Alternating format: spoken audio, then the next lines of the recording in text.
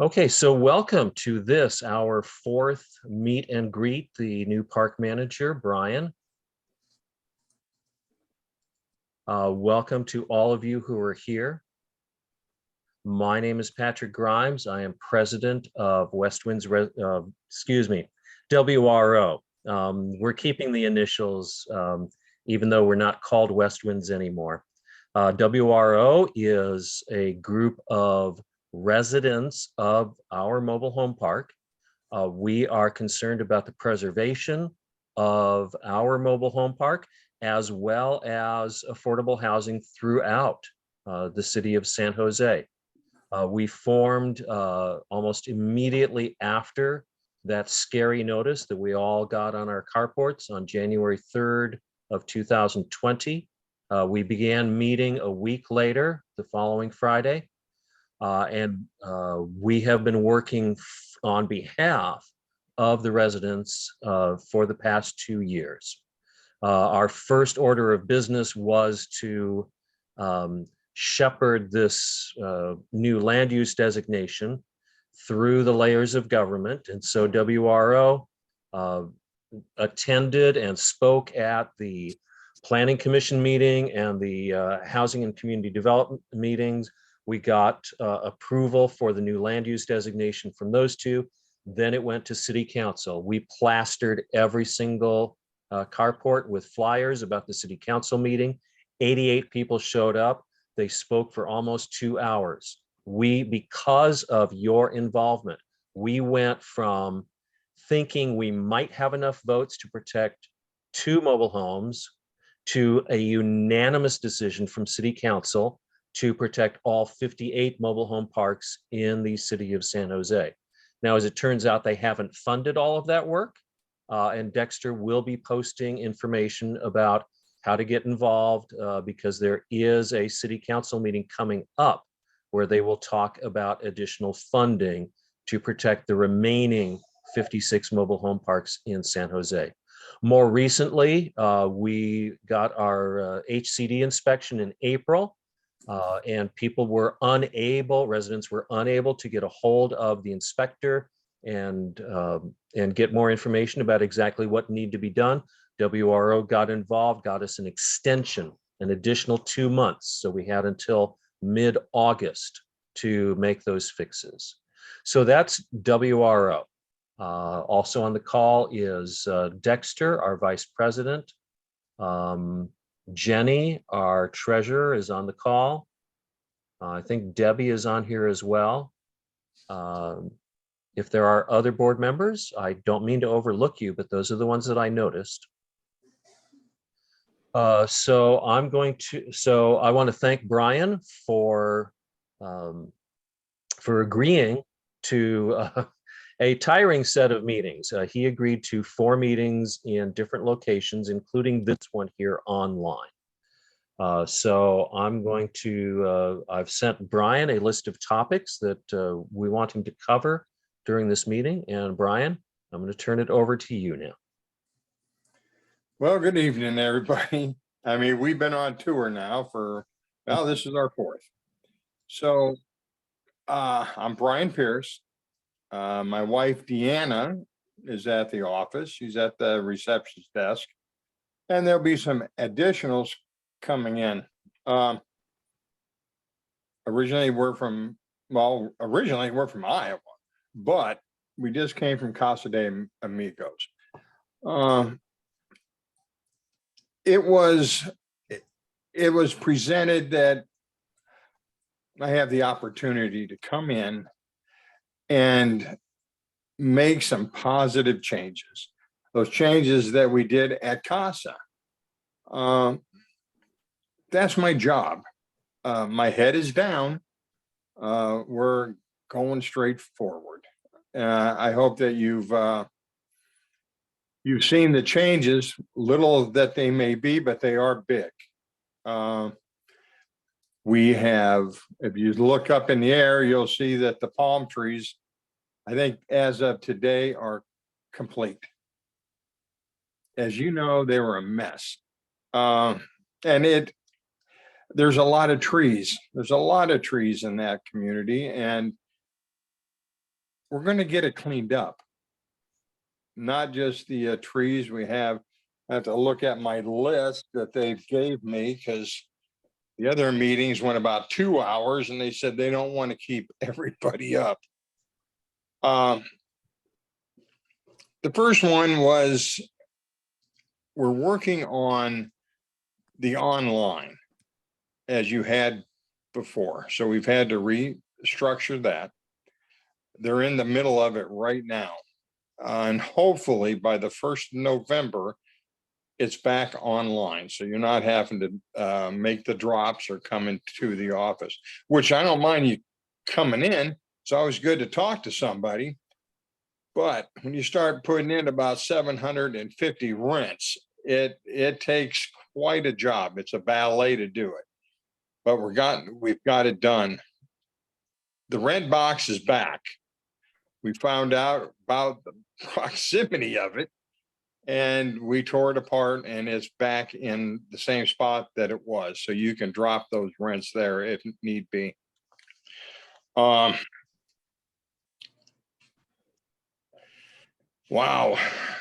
You know, the guest parking is coming back. We've dealt with Community Boss, the same type of system that you had. Every resident the resident's home will receive a PIN, I believe a 4-digit PIN number. And that is the PIN that your guest will use. And they'll also have to log in on their phone and their license plate number. They haven't gone over the system with me completely. And I'm sure probably by the end of the week or the first of next week, they'll send me to class, probably just like this, and we'll get it back. And then you have the towing. You've seen more. Brian, if I can interrupt, just to clarify, guest parking is going to be for guests, not for residents, correct? Yes, and that's why it's called guest parking. It is not for the residents to use for their own spaces. We need to open it up. And I've seen the same cars there for 38 days. But they're going to go. They have to go. The fire lanes. You've seen the new tow company is Morrison Son. I didn't choose who you had before. I don't know their history, but mine was to bring in everything new. Morrison Son is exceptional. I mean, they are to the T. They're on the legal side of this. They'll videotape it, they'll photograph it, they'll documentate it. Now, the fire lanes are exactly that. I've asked the residents in all the meetings,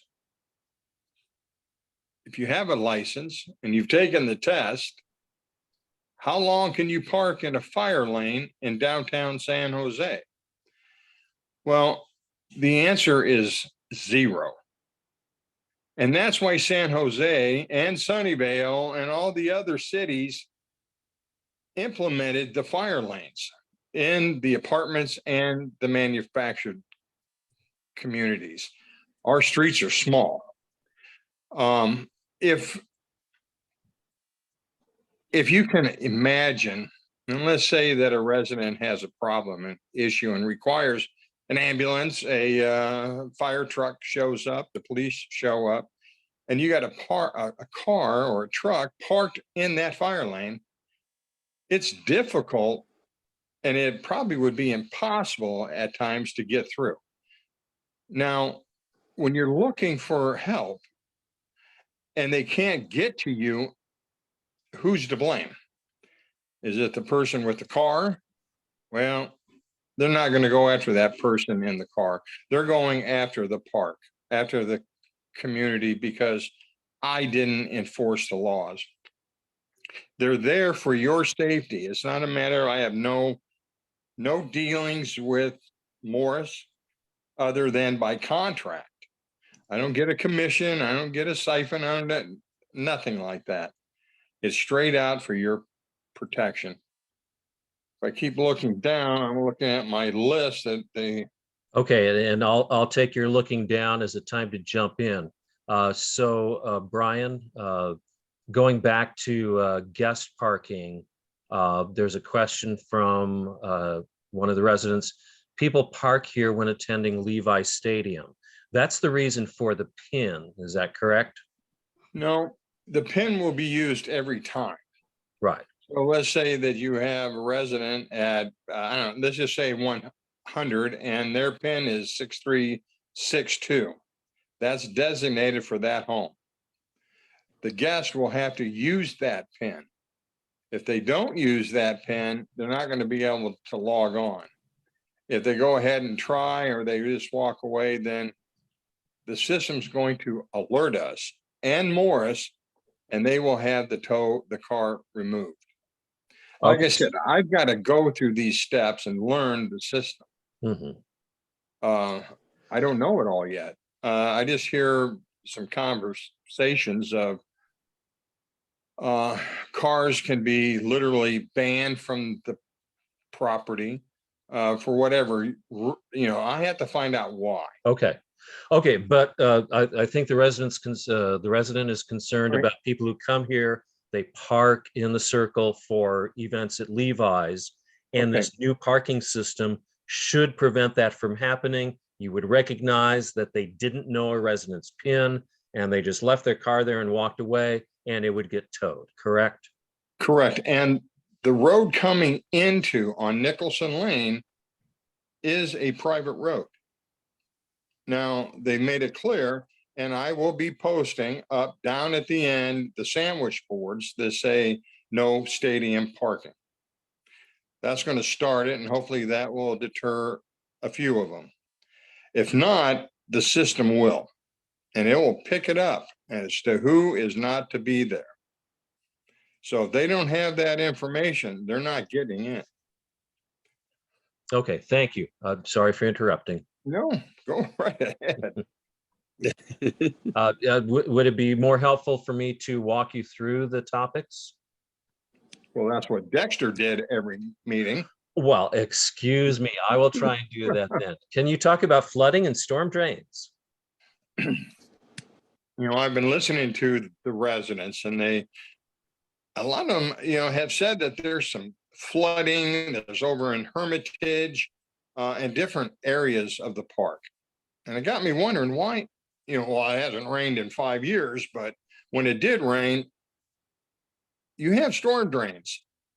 What's the problem? So I asked MHC to look into the storm drains, if they'd ever done it. Well, the answer was no, they had. But Johnny over there at MHC is excellent. So he cameraed it, looked down, and found out that yes, it's full of leaves and dirt and debris. So I told him I wanted it vacuumed out and jetted out and cleared out. That way, when the rains do come, they're working properly. Okay, we have another question that came in on the chat. Nicholson, you've said Nicholson Lane is private property. I didn't know that before you came. But if it is private property, then can the Nicholson stop the weekend flea market that's near the entrance to the park? Absolutely, and that's what I've been asked to do. The flea markets on both sides and the individual inside the community who is selling his wares or whatever that might be, they have to go. They do not want them selling anything on the property. Nobody has a right to solicit. They're not licensed to be a vendor on our property. And it just, it causes, as the traffic, people coming in to buy things, and they want it stopped. And I will ask them to leave and clear it out. Okay, and just to be clear with everyone, that is a request from the Nicholsons, from the landowners, that be stopped. Okay. Okay, the green topic, can we talk about pools and what the status is now?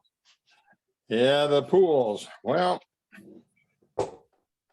day one, September 1st, I noticed that our pools were milky and had no clue why.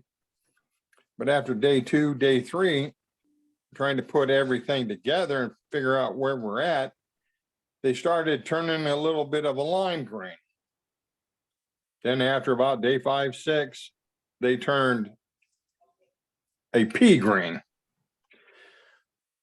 We took on Genie Pool, which I've used over at Casa for 13 years. And it took them a while to figure out what the problem was. And the problem was we were required to spend literally thousands of dollars to rejuvenate the filtering systems and the pumps and the lines. Either they had leaking valves or they just weren't working properly. So the process took a while to put it all back together and to start treating the pools. Now, everybody was, thought that we dropped the ball, but I don't believe that we did. Ours was to secure the pools, and now they're back to crystal blue. Now, we could open them up, but what I want first is the health department to come in and inspect us, inspect those pools, the filters, the water. I want to make sure that it's completely correct. I don't want anybody jumping into something and we don't know. So it may take a few more days this week to get them open. And once they are, then we're going to fire up those heaters and warm up that water and give you some time, since you've been without your pools, to enjoy them over, a couple months here. So I don't ever want to close something down because I'm in the mood. I don't do that. But if it's for your safety, I'm going to do that. And I want to make sure that everything's correct. Okay, and just to clarify, your expectation is that they will come in and inspect the safety of the water, the health of the pool by the end of this week. Is that, did I hear you correctly? As soon as Genie Pools, and I'm hoping that in the next couple days, Genie Pools says they're ready to go. Your skimmer baskets are back, your weir flappers are back. Everything is working as they're supposed to do. Once that happens, then I'll call the health department and say, come on out, give me my test, give me my license, and make sure that we're good to go. And I'll have Genie Pool there to make sure that any questions and anything are taken care of right then and there. Okay, well, thank you. Brian, you mentioned tree trimming at the beginning. You want to go into more detail about what you're tackling first and then what your plans are for the future? Well, Greg Evans, you're not going to meet a nicer guy. And this is not about the money. This is about the park. And Greg looked up and he said, these palm trees are horrific. They're going to fall. They're going to fall on their roofs. They're going to fall on somebody. And if there was ever a fire, it would look like candles on a cake. So our first job was to go through and start taking care of the palms, getting that mess cleared out. Now we'll go back through and we'll look through the park at the trees that appear to be a hazard. And we're doing that with the arborist and Kelly's Tree Service. And one of the residents said, well, you just do the circle and that. No, that's not it. It's not just the circle. As they're doing these palms, they've been looking at other homes and they've done some trimming back. Trees that are hanging over or branches that have snapped and just hung there in the air, we're taking care of it. So as we proceed, it's only been a month and a half. The trees are done, the palms are, and we've cleared out Zanker. That mess was unbelievable, but it's cleared and it's flat. Now, the only thing else I have to do, or I want to do, is make a gravel walkway as when you cut through to Zanker, because I know that we have a lot of little kids going to school and they need something solid to work on. I can't pour concrete there, but I can compress some rock so that they have a very firm base to walk on. Because if you try to walk on it now, it'd be like walking on the moon. You're just all over the place. Okay, thank you. We've got another question in the chat, and that has to do with the pond. Lord. Yeah. Yeah, the pond. I asked about the pond, and everybody refers to it as the swamp. Now, the pond is going to be a very large project. It's going to be something that's far beyond me. You're going to be having to deal with some agencies, some suggestions. I don't know as of today, but it has to be addressed. Folks, it makes my head spin thinking about how are we going to take care of it? And we know that we do. I just don't know. I've never been faced with this in 27 years. But as I said, my head's down. I'm not going to stop. Okay, so this might take a couple years to fully resolve. Jeez, I don't know. Yeah. Like I said, once we open that, get the genie out of the bottle, there'll be no way of putting it back, but it has to be an answer. We have to figure out what it is and what we have to do. Folks, I'm honest with you. I do not know yet. Okay. Yeah, there's a comment that they believe it is a flood channel because we're in a flood zone. So yeah, there's various government agencies that we would have to talk to deal with that. Well, if it's a flood zone, I don't know where the waters came from, but you're right. We have to talk to the people who know what they're doing. Just going out there throwing out chlorine or whatever it is not going to be the answer. No, not if it drains into the bay.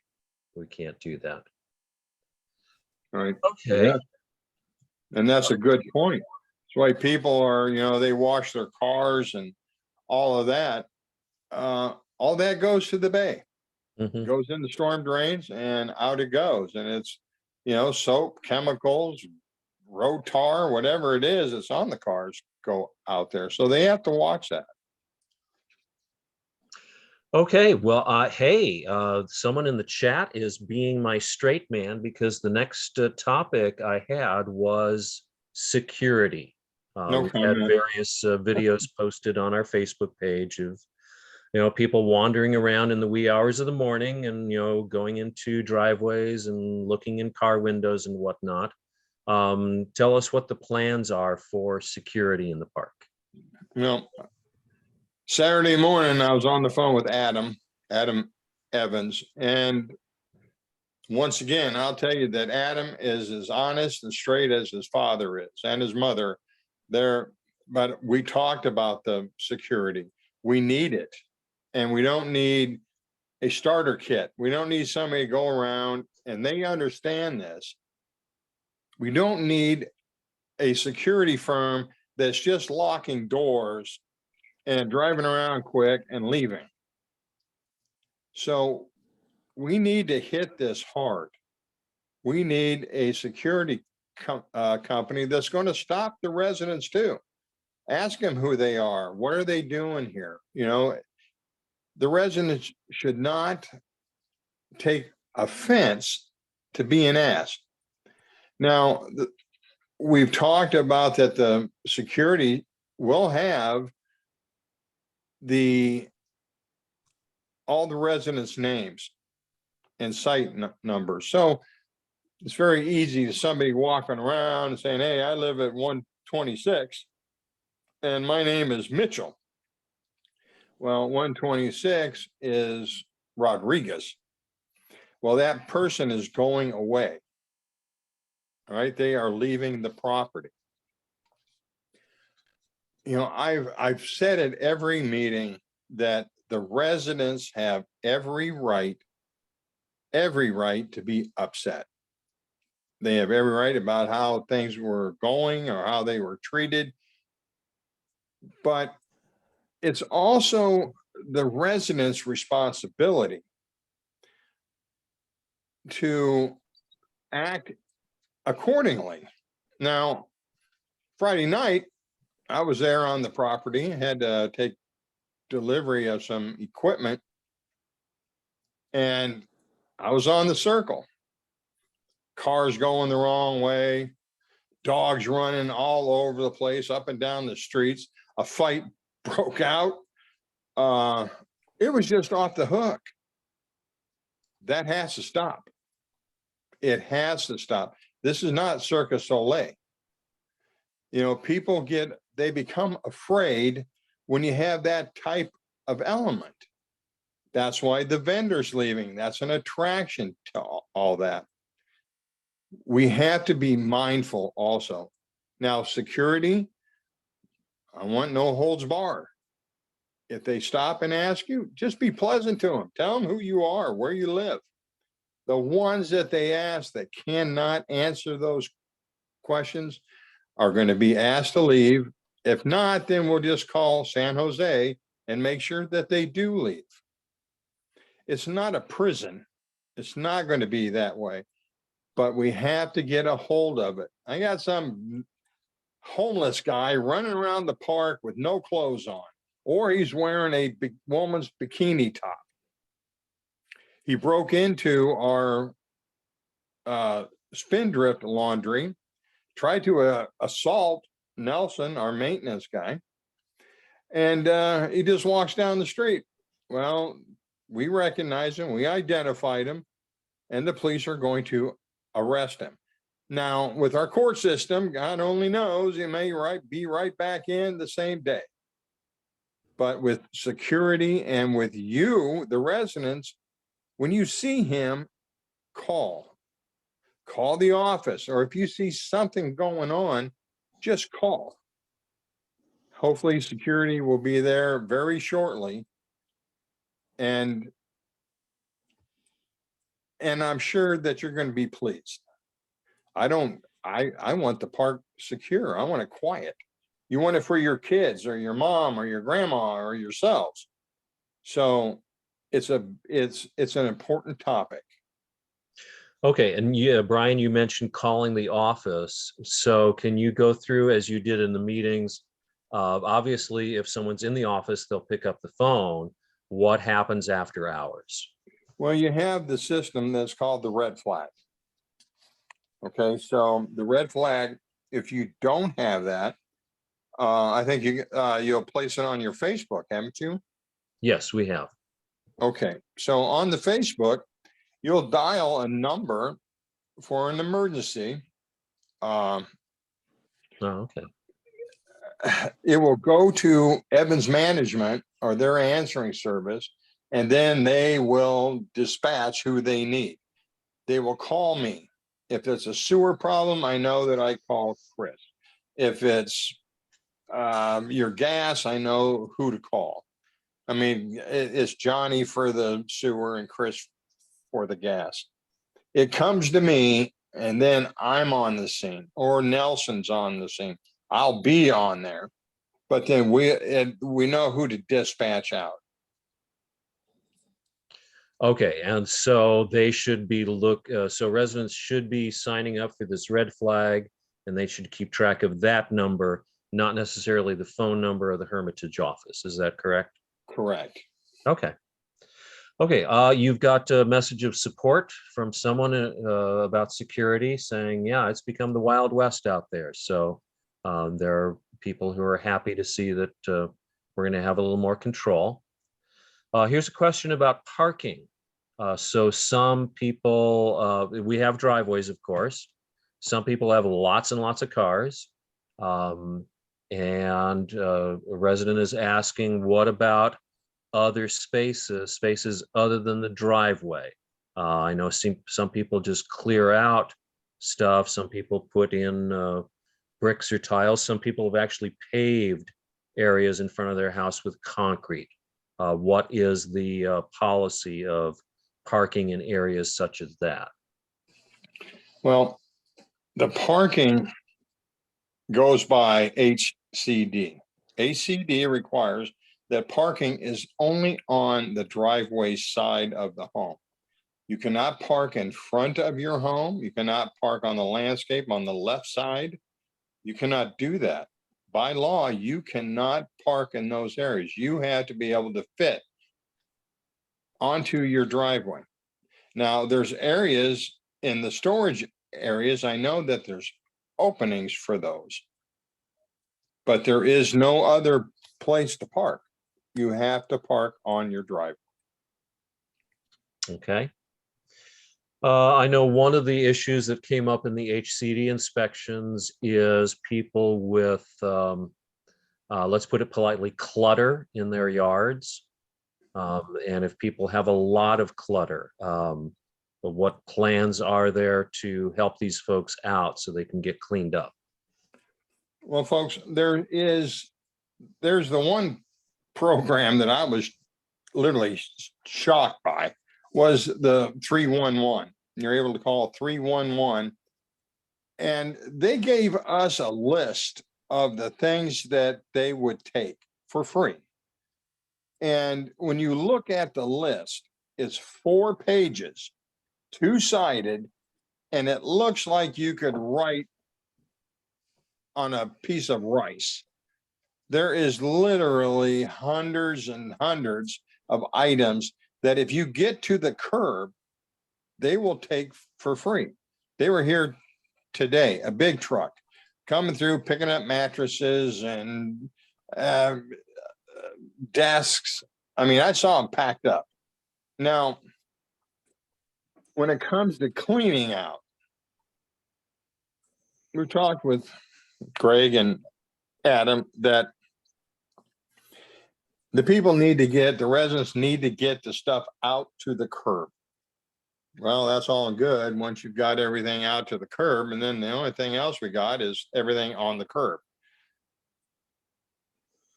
We have to come up with a program, and I believe that we will, that will help remove those items, that clean them up. Now, we know that there's elderly, there's handicap. Lazy is not a handicap, but for those people who need help, we will find a way to help you to get it cleaned up and blown out and the stuff thrown away. So there's no reason why you have the clutter at all. For those who do not want to help and who do not want to clean up, then that's a different story and a different way that we'll have to look at handling that. But we are here to help. Okay, and so we should look forward to, once this, drive around with a truck and pick up stuff from the curb, once that's figured out, then there'll be some sort of announcement, okay, on this date, get your stuff out to the curb and what the procedure is. Yeah, and I think, yes, and we have to develop a plan. The one with 311 is that they will literally take anything.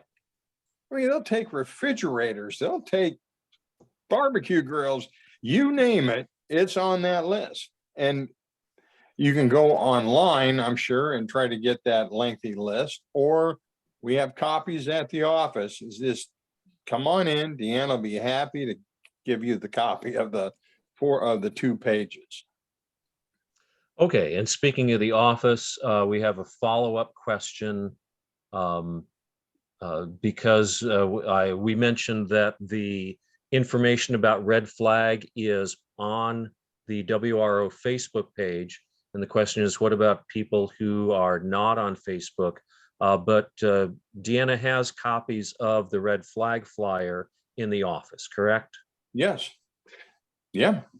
And do not be afraid of her. I'm the only one that's afraid of her, but you don't have to be. She's a very sweet, kind woman. Go in and see her. She'll give you that. Have some coffee. Yeah, she'll give you all the information that you need. Okay, and thank you to the folks who are participating. I'm keeping an eye on the chat, and I see someone has posted the link to the 311, the list of things that can be picked up. Yeah, and you do have to call them and tell them, hey, here's what I have to get picked up, and here's my address, and they'll tell you when to have it out. You do have to make those arrangements. You can't just put it out on the curb and expect them to read your minds. But you can get a whole bunch of stuff picked up by the city. You know, Okay, I do want to say something, and sure. I want to make something explicitly clear, because there has been a huge amount of gossip or people telling untruths. And like I said, I tried to make it clear at every meeting. At no time am I here to take or devalue your home. I do not want your home. I want you to be able to, if you wish to sell it, you could sell it through a dealer, a broker, you could sell it yourself. We just need to make sure that the home is suitable to live in, that it is clean, the exterior is clean. I am not here to take your home. And there's been individuals out there who have tried to scare you as to be afraid of me. They need to be afraid of me, because I'm going to hold them to the task to make sure that they're doing right by you. But folks, I do not want your home. Please do never believe that. And if somebody tells you that, give me a call. Come up to the office. I'll be happy to talk to you. Okay.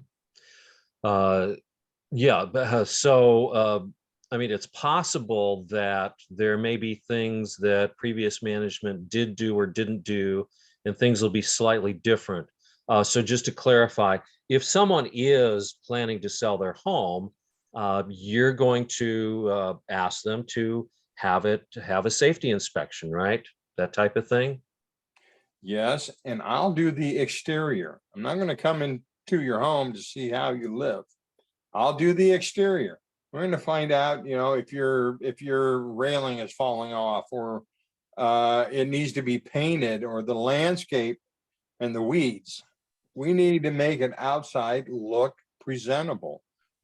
If you're having issues, your broker and dealer should have the Title 25 or a health inspection to make sure that the hot water heater's not falling out, or the furnace works, or the roof isn't leaking, or the floor's not falling in. Those things need to be done. And what will happen is that we want the home values up. We want to push the home values up.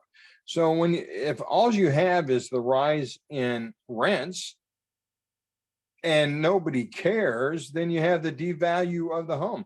And that's not what I want for the residents. I want them to be able to, it's your investment. I want you to be able to not have to, that you're going to make money, not as, I can't tell you that you're going to make a ton, but you preserve the equity of what you've paid for your house, the money that you've put in to maintain it. Correct. And with the dealers and brokers, you're going to start seeing them now looking at bringing in new homes, and you will see that. And once you see that and you bring in new homes, the value of the park increases, and so does your home. That's what you want. That's what I want. I don't want to be taking your home. What am I going to do with it? I mean, I'm going to have to, I don't know. I Yeah. don't want it. I just don't. Okay, I appreciate the clarification. Speaking of the park looking nice and homes looking nice, here's a tangentially related question. How about the clothing recycling bins outside of the laundry areas? I suspect you have an opinion on those. Oh, yes, I do. And, you know, I want them removed. I want them to be removed because people are putting out, I've seen dish sets, I've seen rugs, I've seen everything they think is just a dump station. I have attempted calling, emailing, and they don't want to answer. But the last one was that if they don't, then they will find their dumpster someplace else.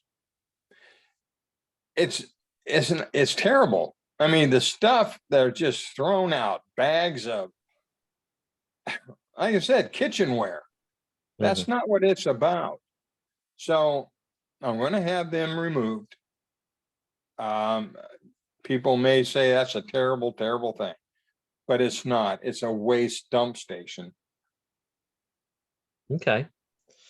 Got some items which you may or may not think are related, but they're all asphalt.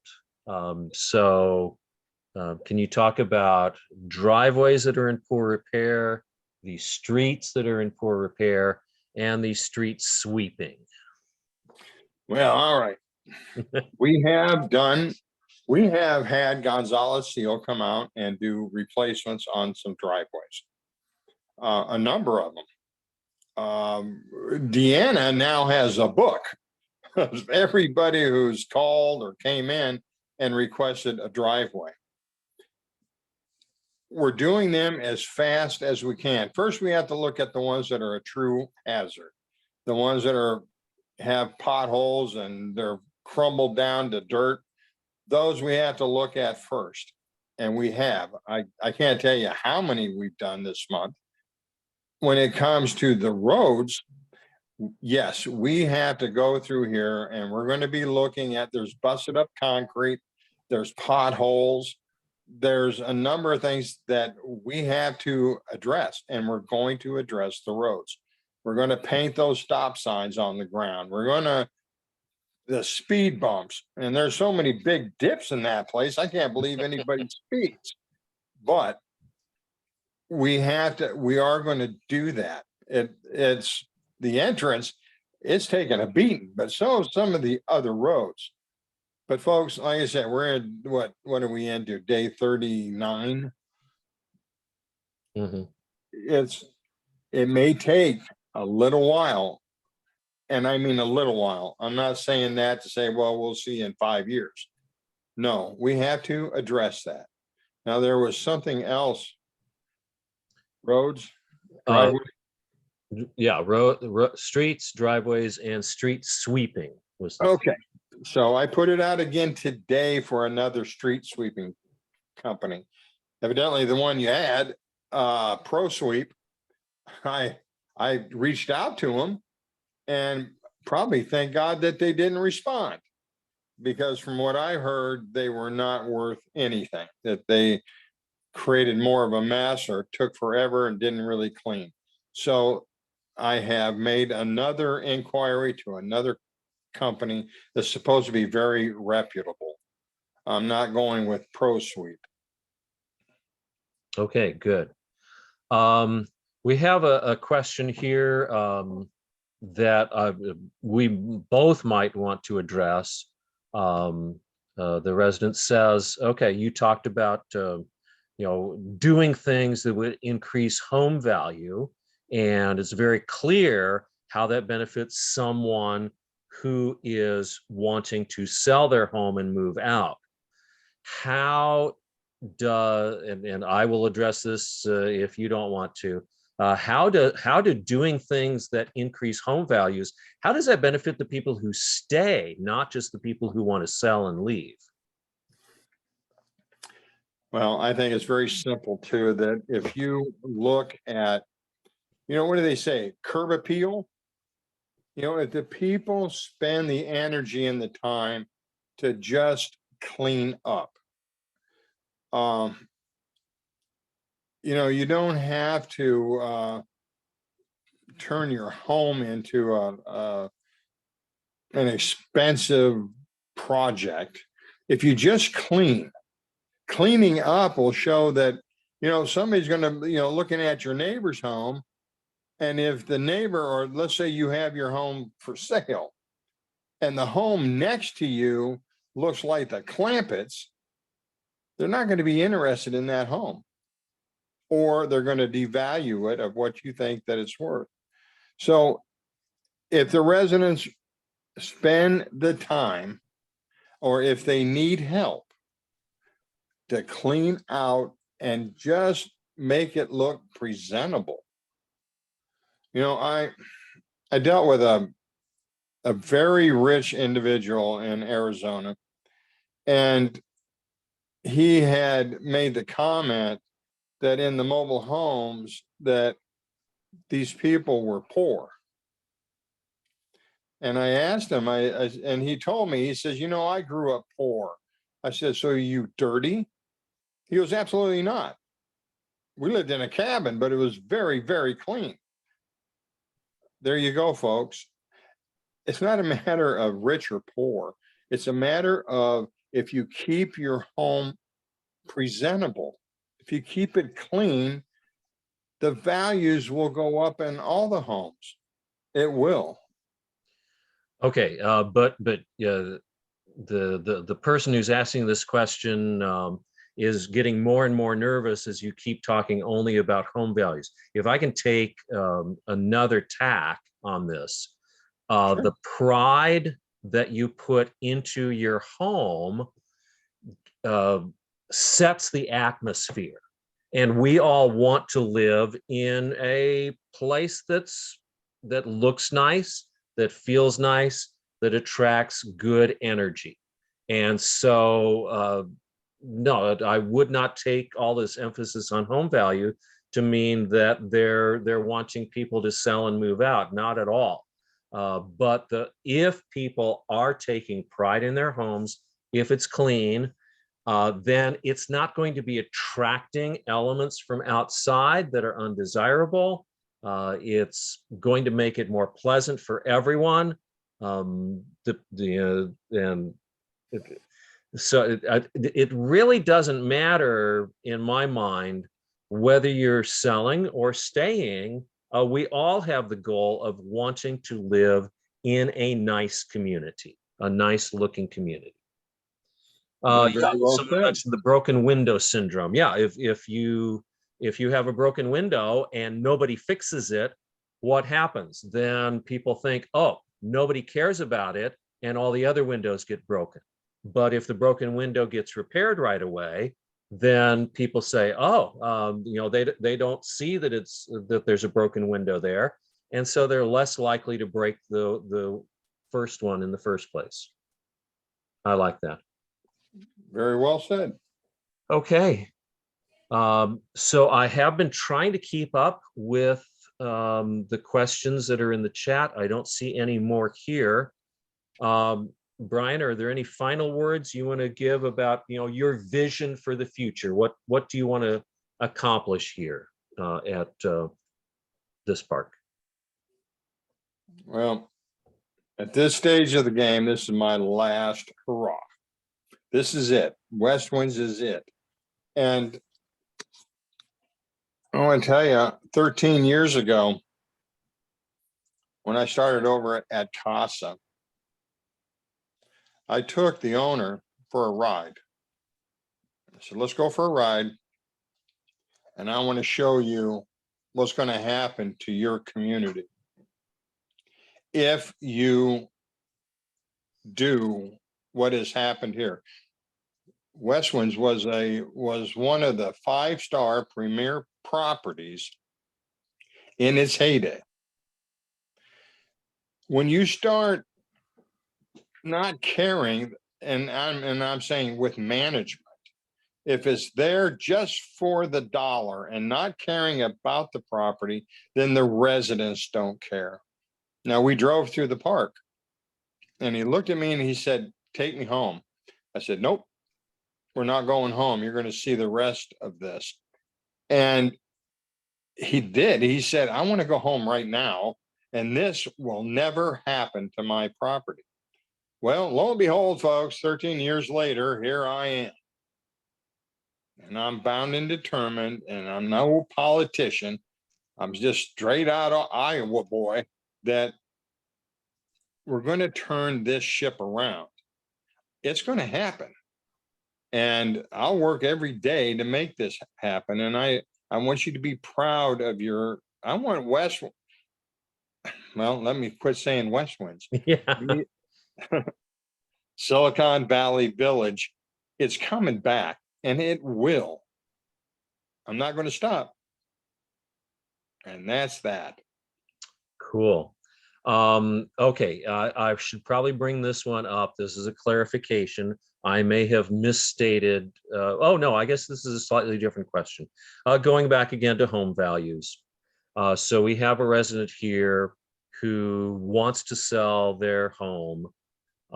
They know it needs some work, but they don't have the money to put into it to fix it up before someone buys it. They want to be able to have the buyer, the new buyer, do the fixing up. Is that a case? Should they go to the office and talk with you? How do they make arrangements for that? I have seen in the past, the brokers, the dealers, they'll look at the home and they'll say, "Okay, by fixing this up, here's the cost. And is the value there?" I think you have to look at the same as the buyer. The buyer is going to look at it and say, "Is the value there?" Work with your real estate agents. Work with them to find out, they have contractors that'll come in and do this work and hopefully increase the value on your sale. You need to ask them, but you certainly can come into the office and talk to me. Don't talk to anybody else. But I'll be Well, there. You want to talk, don't listen to the rumors. Just come to the office or give me a call, or Deanna, and say, "Can I set up a time?" I'll make the time. okay, so you're available to talk with people who are interested in selling. We also have a comment in the chat. Hey, it's really important to get an agent. Talk to a reputable agent. And as you were saying, Brian, they have ways to get this stuff done, where they might even pay for it and then take that cost out of the money that you get for your home. So there are ways a to do number of this. ways. Okay. Okay, let me take a moment then and thank everyone who was in attendance. I really appreciate you coming out for our online meeting. Again, I want to thank Brian for being here. Brian is probably glad that our tour is over and he is not going to be on stage for a little while. And again, I would like to emphasize what Brian has been saying all along. Brian and Deanna, they are good people at heart. Don't be scared of them. If you have a question, if you have an issue, this is not previous management. Okay, these guys are very different. Take a deep breath, walk in, and let them know what the issue is, and I think you'll be pleasantly surprised by their response. And a word on that, when you come into the office, kind of act the same way you'd want me to act coming into your home. If you want me coming in, dropping the F-bomb, and I coming into your home and yelling and screaming, I don't think that's what you want, and neither do we. It's not necessary. You're going to find out that yes, we're a little different, and we're going to listen. Okay, Brian, somebody asked for an email address. Let me read this off to you and you let me know if it's correct.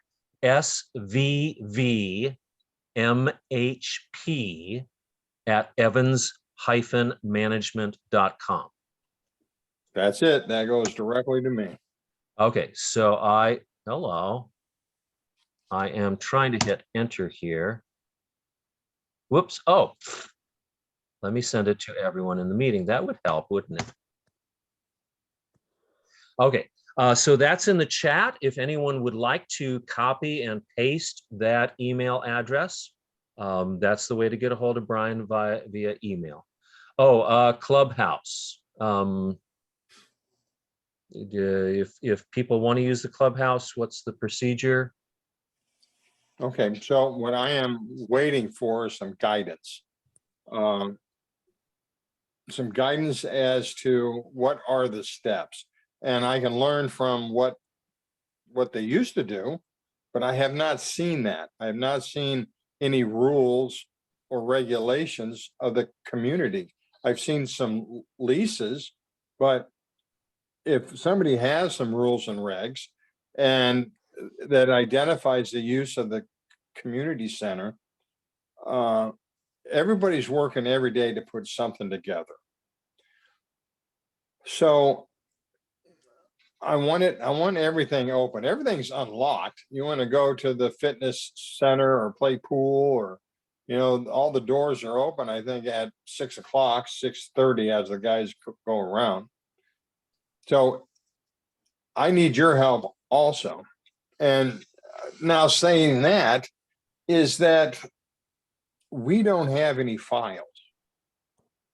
So ELS, MAC, they took the files.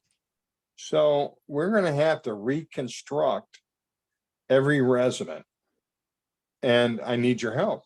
I need your help to create that file for you. And it's going to take a little bit of time. I don't want it to take much time. So we may be coming around and asking, for some information just to create your file. We know your name, we know your site number, and we know how much your rent is. But we need more, and we need to create a lease for everyone. So in the near future, if you want to, like I said, once again, stop in, talk to Deanna. She'll make a copy of whatever you may have, and we'll start to recreate it. Okay, so thank you, Brian. Again, if you have other questions, you have Brian's email address. The phone number of the Hermitage office is on the rent statement, or stop by. Hey, these guys are open, 8 to 5, except for their lunch hour. So stop in and see them and say hello. So Brian, thank you again very much. And thank you to all the residents who attended. And I think too, Patrick, let's plan some more meetings down the road as we Okay. go along. I'll be happy. Okay, thank you. All right.